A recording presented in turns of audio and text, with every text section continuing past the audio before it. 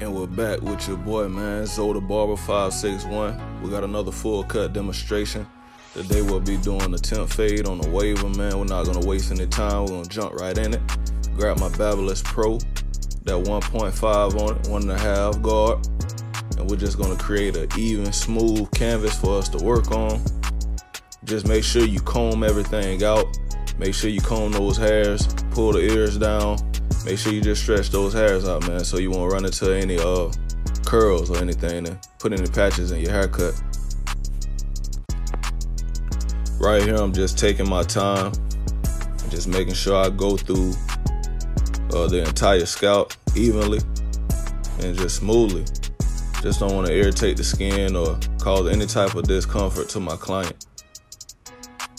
Real quick, man, I just want to let all of my subscribers know, and anybody else that's watching this video, I'm really working hard on bringing this channel the best quality that I can provide for you guys. So that's why I'm not just flooding it right now. I know I still should upload, but I got a couple things going on right now personally. So you guys just bear with me, man. Keep me in your prayers. Man, we're trying to take this thing to the next level. So just stay tuned, man, as I work on myself and work on my life as a better barber for you guys, man. But right here, I go in with my silver Babyliss trimmers, and we're just cleaning out that ball line, providing that ball line, man, getting ready to set that taper in. Just approaching it slowly. Just always just leave yourself room to detail at the end. I mean, don't get so caught up in trying to make everything just 100% perfect at the beginning. You can always detail at the end, so leave yourself room to detail. Then we're going in, balling it out at the bottom, just blowing out the bottom of that taper.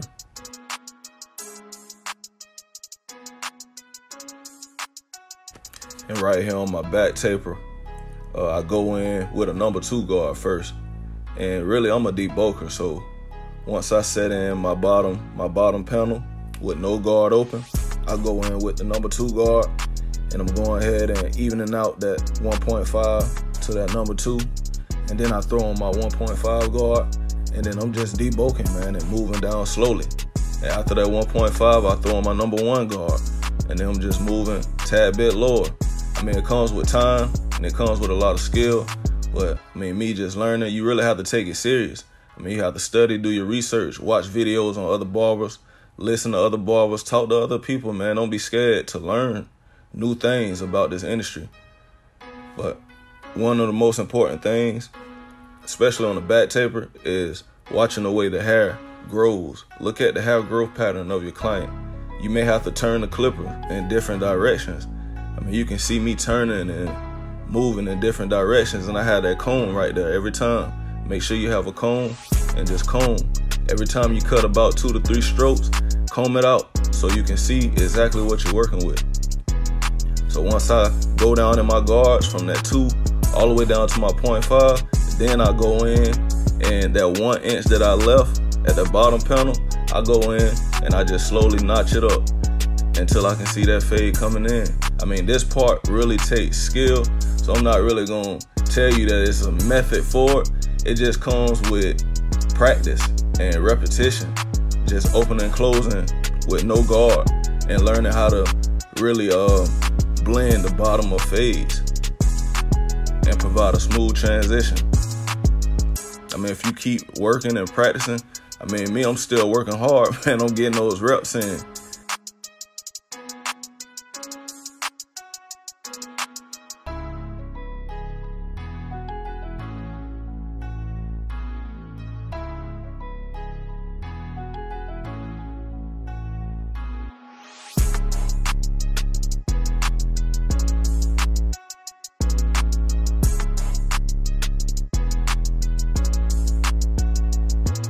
Then I go ahead and knock out the back lineup.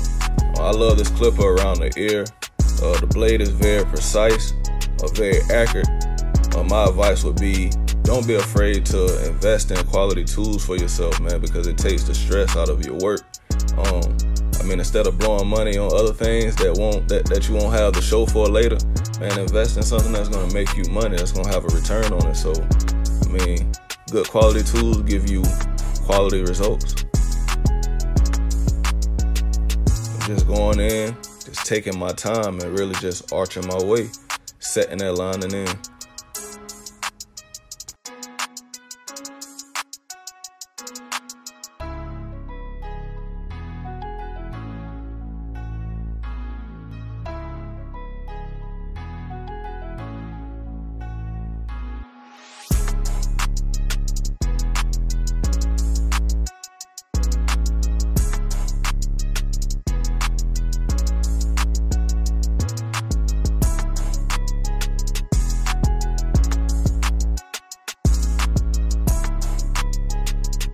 And then we start on the side taper. Like I said, I go in with that babblers, no guard, open, go up about, on the back I went 1 inch. On the side I go about 1/2 inch. And then from there, I smooth it out with a 1.5. You see me coming down on the sides, making sure it's smooth.